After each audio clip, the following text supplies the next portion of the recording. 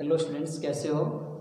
आज अपन 10वीं क्लास में पार्ट नंबर 6 पढ़ने जा रहे हैं, जिसमें प्रश्न संख्या नंबर 54 है कि धम्म यात्रा व धम्म मात्र है, यानी कि दो वर्ड है, एक धम्म यात्रा है, एक धम्म मात्र है। इससे आप क्या समझते हैं, यानी कि दोनों सेम शब्द से लग रहे हैं। देखो, धम्म यात्रा धम्म मात्र, दोनों से आपको प्रश्न पूछा है कि दोनों से आप क्या समझते हैं। तो धम्म यात्रा क्या होती है कि जब अशोक था तो अशोक से पूर्व यानी विहार यात्रा के दौरान, जब यात्रा की अशोक से पूर्व यानी जब अशोक का शासन था तो उससे पूर्व यानी कि विहार यात्रा के दौरान जब राजा यानी कि जब पशु का शिकार करते थे, जब अशोक का शासन था तो अशोक से यानी कि पूर्व विहार यात्रा के दौरान जब राजा था वह पशु का क्या करता था, शिकार करते थे। तो अशोक ने उन्हें क्या उस स्थान पर धम्म यात्रा का प्रावधान किया, यानी कि अशोक था तो अशोक से पूर्व जब विहार यात्रा, जब अशोक नामक जब अशोक का जब शासन आया उससे पहले जब वो पूरे विहार था, जगह का नाम है, जब यात्रा के दौरान कोई भी राजा अगर पशु का जब शिकार करता था तो अशोक उन्हें इनके स्थान पर यानी कि जहाँ पर यानी कि जो पशु का शिकार करते थे तो उस स्थान पर यानी कि उस यात्रा का क्या प्रावधान किया, जैसे बौद्ध स्थानों की यात्रा तथा वर्धुम, यानी जब वर्धुम यानी कहने का मतलब है कि जब अशोक से पूरे विहार यात्रा के दौरान जब राजा पशु का शिकार करते थे, जब राजा था पशु का जब शिकार करते थे तो अशोक ने उनके स्थान पर किसकी यात्रा का प्रावधान किया, धम्म यात्रा का प्रावधान किया। उस धम्म यात्रा के अंतर्गत क्या किया कि जो बौद्ध स्थान थे तो उन बौद्ध स्थानों की जो यात्रा थी तथा जो वर्ग थे, जो बूढ़े व्यक्ति थे, उनको यानी कि सोने का क्या दिया जाता था, दान दिया जाता था। कहने का मतलब है कि धम्म यात्रा क्या थी, जो पशुओं का क्या किया जाता था, शिकार किया जाता था, और जब शिकार करने के बाद में उस स्थान पर किसका प्रावधान किया, धम्म यात्रा का प्रावधान किया, जिसमें यानी कि कौन से, एक तो बौद्ध स्थान थे, बौद्ध स्थानों की जो यात्रा करते थे, और वर्तों को क्या करते थे, सोने का क्या दिया जाता था, दान दिया जाता था।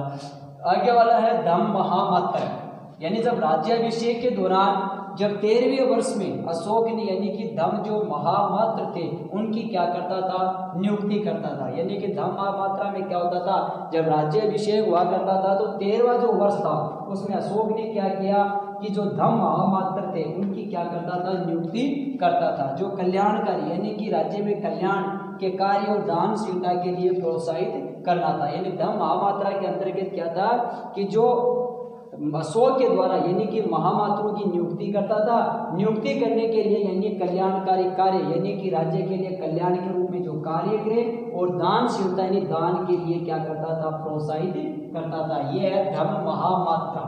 और उसके बाद में धम्म यात्रा है। धम्म यात्रा के अंतर्गत क्या था, क्योंकि पशुओं का जो शिकार किया जाता था उसके अंतर्गत यात्रा का जो प्रावधान किया गया तो उसका नाम क्या था, धम्म यात्रा।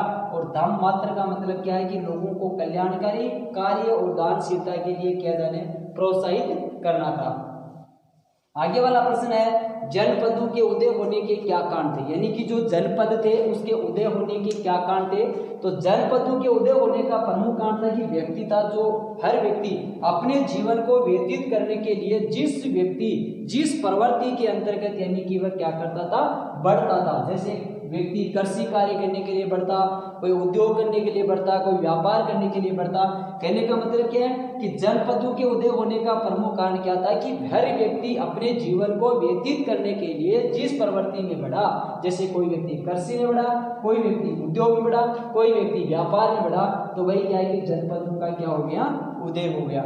आगे वाला प्रश्न है कि मौर्यकालीन न्याय व्यवस्था पर प्रकाश डालिए कि मौर्य का जो काल था, मौर्य जो शासन था उसके अंतर्गत न्याय यानी कि न्याय दो रूप में थी, एक धर्म के आधार पर थी, एक कंटक के धर्मस्थलीय न्याय हुई थी, जिसके अंतर्गत जितने भी दीवानी अदालतें थी, और कंटक के अंतर्गत क्या थी, जो फौजदारी जो अदालतें थी, फौजदारी के जितने भी मामले थे वह इस न्याय के अंतर्गत आते थे। तो कहने का मतलब है कि जो मौर्यकालीन यानी कि जो मौर्य का जो शासन काल था उसके अंतर्गत यानी न्याय की कितनी व्यवस्था थी, दो शासन की व्यवस्था थी।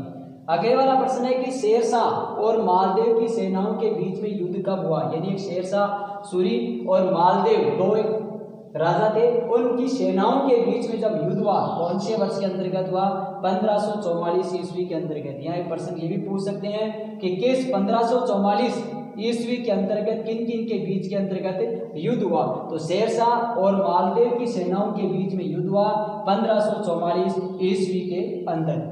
आगे वाला प्रश्न है कि इस युद्ध में कौन से युद्ध के अंदर की बात कर रहे हैं? शेरशाह और मालदेव की सेनाओं के बीच के युद्ध। तो इस युद्ध में मालदेव के किन सेनाओं ने शेरशाह का यानी कि मुकाबला किया था? ऊपर प्रश्न है कि शेरशाह और मालदेव की सेनाओं के बीच में युद्ध कब हुआ? 1544 में। आगे है कि इस युद्ध में कौन से युद्ध में? शेरशाह और मालदेव की सेनाओं के बीच में युद्ध। तो इस युद्ध में मालदेव की किन सेनाओं यानी मालदेव की किन सेनाओं ने शेरशाह का यानी कि मुकाबला किया? तो यहाँ पर यह भी कर सकते हैं कि 1544 ईस्वी के अंतर्गत मालदेव ने किन सेनापतियों ने शेरशाह सूरी का क्या क्या मुकाबला किया था? तो एक जेता और यानी कि कुंपा, दो व्यक्ति थे जिसके अंतर्गत यानी सेनापतियों के अंतर्गत क्या हुआ? मुकाबला हुआ। या ये प्रश्न भी पूछ सकते हैं कि जेता और कुंपा ने यानी कि किस में मुकाबला? तो सेनापति कौन सा थे? मालदेव और कौन सा? शेरशाह। दोनों का अंतर्गत की सेनापति थे, सेनाओं का क्या हुआ? मुकाबला हुआ। दोनों यहाँ पर एक प्रश्न है, दोनों एक दूसरे से संबंधित है। पहला है कि शेरशाह सूरी और मालदेव की सेनाओं के बीच में 1544 के अंतर्गत क्या हुआ? युद्ध हुआ। जब इनका युद्ध हुआ तो इनके सेनापतियों ने किसका मुकाबला किया? जेता और कुंपा के अंतर्गत दोनों ने मुकाबला किया।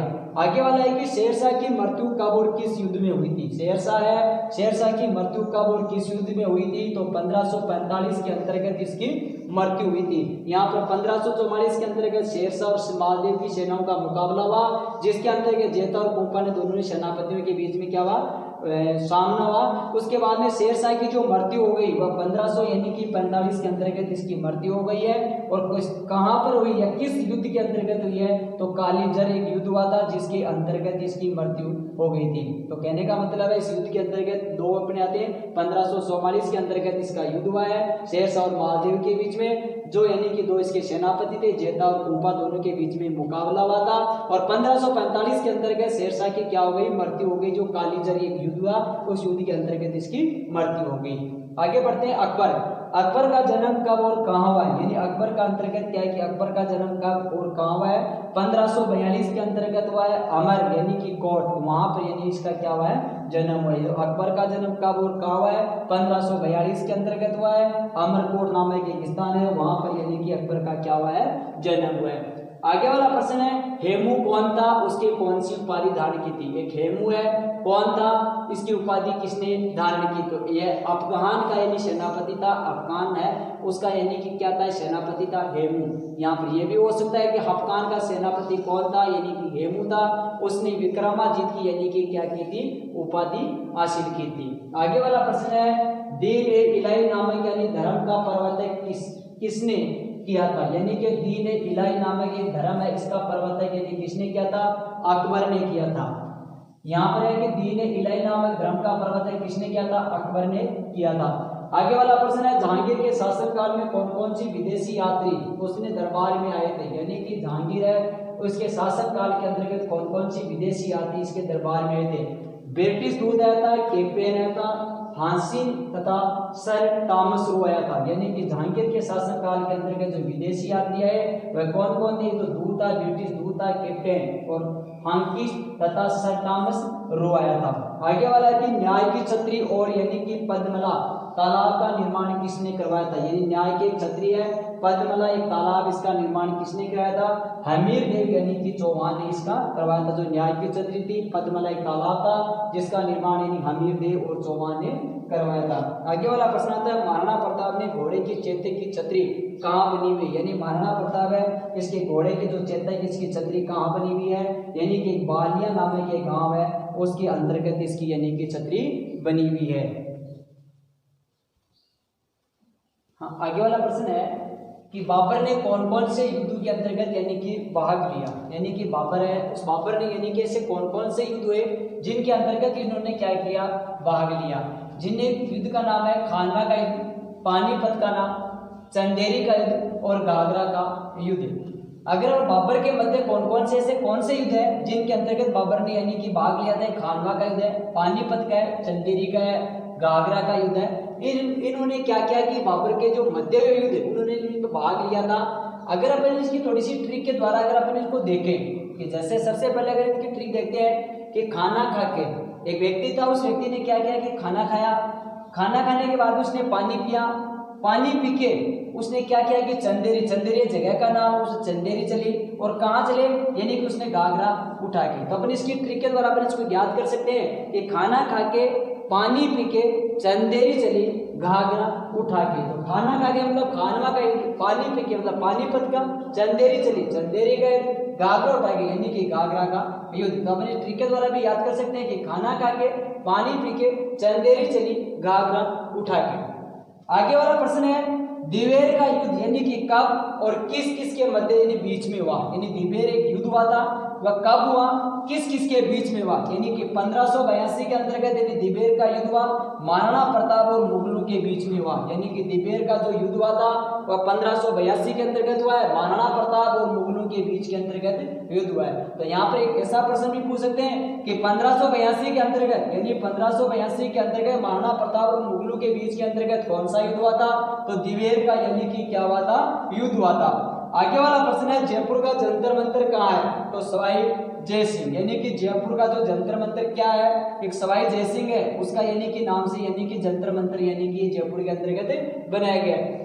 69 नंबर का प्रश्न है कि शिवाजी का जन्म कब और कहाँ हुआ। यानी कि शिवाजी का जन्म कब हुआ और कहाँ हुआ। 20 अप्रैल 1627 के अंतर्गत हुआ था शिवनेर के, यानी कि एक दुर्ग है, उस दुर्ग के अंतर्गत हुआ है कि शिवाजी का जन्म कहाँ हुआ, 20 अप्रैल 1627 में शिवनेर यानी एक दुर्ग के अंतर्गत हुआ। तो यहाँ प्रश्न ये भी पूछ सकते हैं कि 20 अप्रैल 1627 में शिवनेर के दुर्ग के अंतर्गत किसका जन्म हुआ, तो शिवाजी का जन्म हुआ। आगे वाला प्रश्न है कि शिवाजी ने किस वर्ष, यानी शिवाजी का जो था उसने किस नगर को यानी कि 2 बार लूटा। यानी कि शिवाजी ने किस नगर को यानी कि 2 बार लूटा, शिवाजी ने 2 बार किसी नगर को लूटा था। तो एक सूरत के अंतर्गत एक नगर था, 1600 यानी कि 64 में लूटा और 1670 में यानी कि शिवाजी ने एक नगर को, कौन से नगर को, सूरत नगर, सूरत नगर को 2 बार लूटा, 1664 में और 1670 के अंतर्गत यानी कि इस नगर को 2 बार लूटा। आज के वीडियो में हम इतने ही पढ़ते हैं, आगे वाली वीडियो के अंतर्गत देखते हैं।